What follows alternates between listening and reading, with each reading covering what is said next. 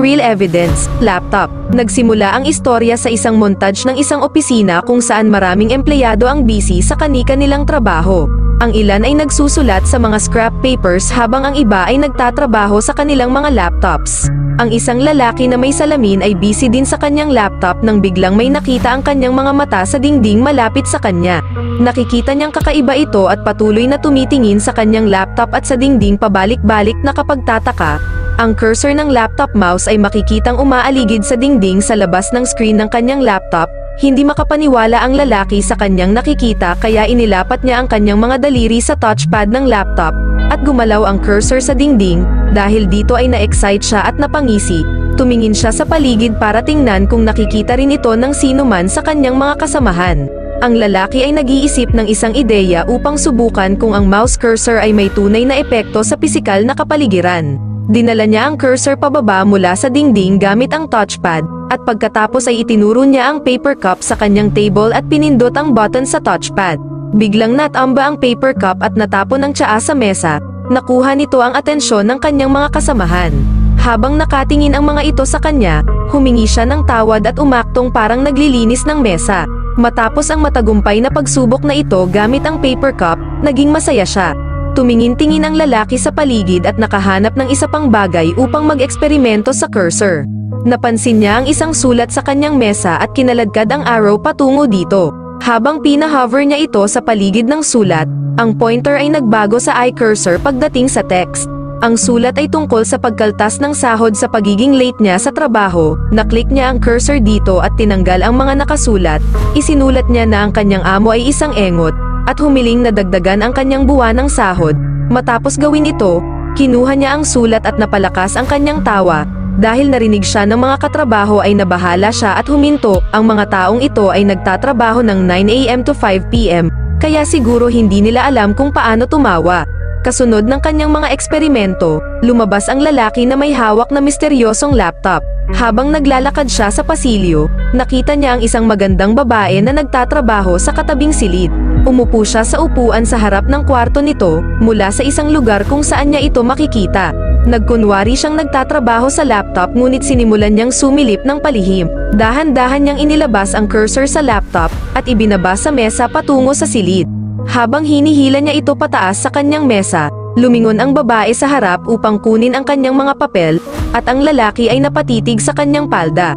Kaagad na nag-react ang carrots ng lalaki, kaya itinuro niya ang mouse cursor sa loob ng kanyang damit at nag-click sa mousepad. Habang ginagawa niya iyon, nagulat ang babae at napasinghap. Nakaramdam siya ng kung ano sa ibaba, at dahan-daang huminga, sinimulan niyang kuskusin ang mousepad at sumilip para makita ang reaksyon nito. Ang babae ay nagsimulang huminga ng malalim at nawalan ng kontrol sa kanyang katawan. Nagsimula siyang lumikha ng tunog na nakakaakit, matapos makaramdam ng sobrang kiliti. Dahil sa pagkuskus ng lalaki sa mousepad, mabilis na pumunta ang magandang babae sa banyo para laruin ang tilapia na nabasa. Habang nakangiti naman ang lalaki. Pagkatapos ng kanyang kalokohan sa loob ng opisina, lumabas ang lalaki papunta sa kanyang kaibigan na may kausap na dalawang babae. Hiniling niya sa kanya na puntahan siya dahil may emergency secret siyang ibabahagi. Pumunta sila sa isang rooftop at ipinakita ng lalaki ang kanyang natuklasan, sa pamamagitan ng pag-edit sa board na nakasulat bilang Northern Credit Bank, at ginawang, "Subscribe naman kayo sa channel ko please." Natakot ang kaibigan at hiniling sa kanya na gumawa ng isang bagay sa malapit na nakaparadang kotse. Binuksan ng lalaki ang program, at sinimulang bawasan ang laki ng kotse hanggang sa lumiit ito na parang laruan.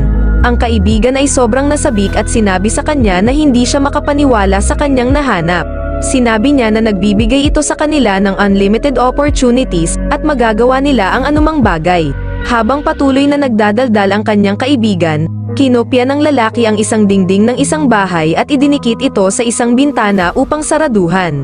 Nang makita ito, ipinaliwanag ng kaibigan na kung maaari nilang buksan ang anumang program at gawin itong gumana ng ganoon sa totoong mundo, magagawa nila ang lahat.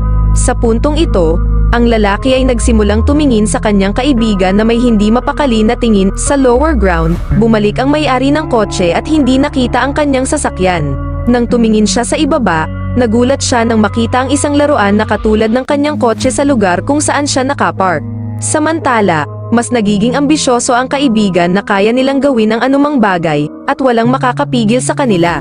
Ibinahagi niya na maaari nilang maabot ang sinuman, at lahat ng mga kriminal, politiko, at pulis ay susunod sa kanilang mga utos.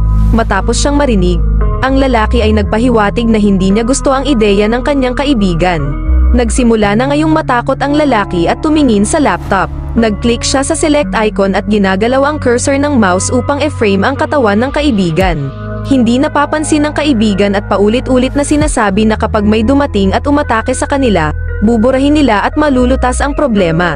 Habang nakaharap ang kaibigan sa lalaki at itinaas ang kanyang kamay para magsalita, pinindot niya ang Control at X key sa keyboard, na nagko-command na e-crop ang selected area. Habang ginagawa niya iyon ay nakalabas ang kamay ng kaibigan sa selected object ng cursor, at humiwalay ito habang na-delete naman ang katawan. Ang lalaki ay natakot at nakita ang kaganapan ng hindi kumukurap ang kanyang mga mata, at ang kanyang mga kamay ay nakataas.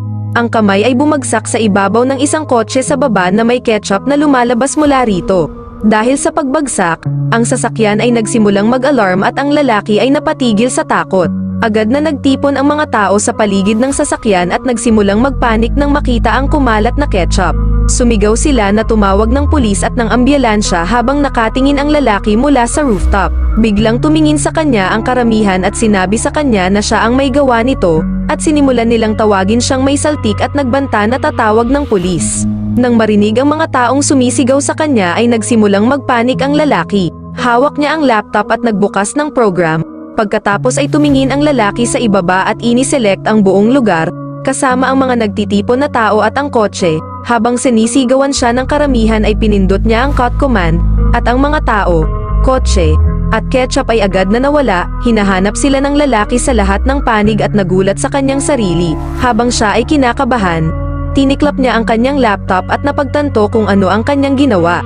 Matapos gumawa ng kalokohan sa kanyang lugar ng trabaho, ang lalaki ay pumunta sa kalsada at nagsimulang maglakad.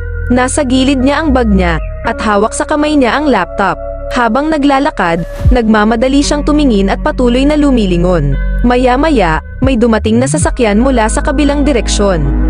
Pinara ito ng lalaki gamit ang kanyang kamay at sinabi niya sa driver na gusto niyang pumunta sa Kremlin. Tinanggihan siya ng driver at sinabing grabe ang traffic doon at matagal silang maiipit. Nakiusap ang lalaki na magbabayad siya kung magkano man ang singilin niya.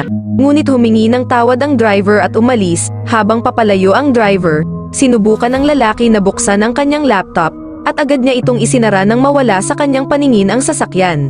Sa huling eksena, ang lalaki ay patuloy na naglalakad at papalapit sa isang malaking gusali. Sa kanyang paglingon-lingon, natuklasan niya ang isang malaking arrow ng mouse na umaaligid sa pader ng gusali. Siya ay natakot at tumingin sa lahat ng panig, ngunit hindi na niya ito ulit nakita. Habang sinusubukan niyang umusad, nakita niya ang cursor arrow sa kalsada na nakaturo sa kanya. Ang lalaki ay kinabahan at nag-aalala, habang dahan-dahan siyang umaatras ng ilang hakbang. Ang cursor ay gumagalaw patungo sa kanya hanggang sa matakpan siya ng buo. Habang nakatingin siya sa langit, nag-click ang cursor at siya ay napisat sa lupa at kumalat ang ketchup, at ang cursor ay nagsimulang gumalaw at mawala sa frame. Kung nagustuhan mo ang recap, please like the video at mag-subscribe ka na rin para updated ka sa mga susunod pang uploads. Maraming salamat!